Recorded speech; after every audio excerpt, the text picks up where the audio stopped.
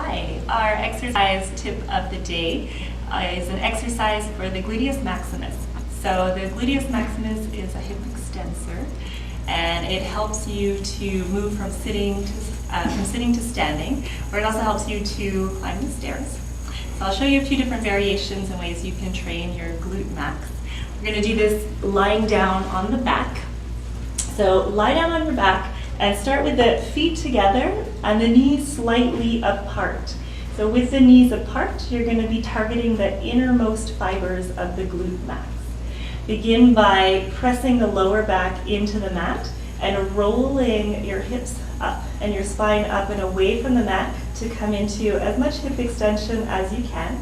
And then lower down with control, one vertebra at a time, stopping just before the sacrum rests on the ground, and then roll back up.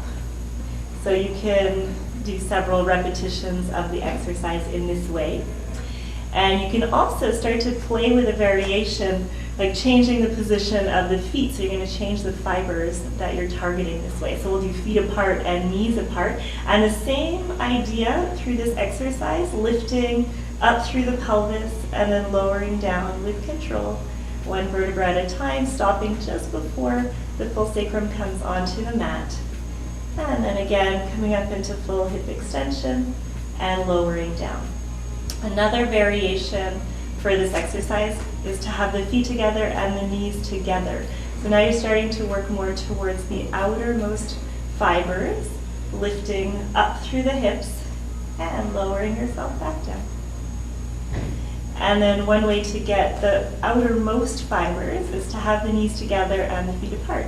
And you do the same thing, lifting the pelvis up and then rolling back down through the spine.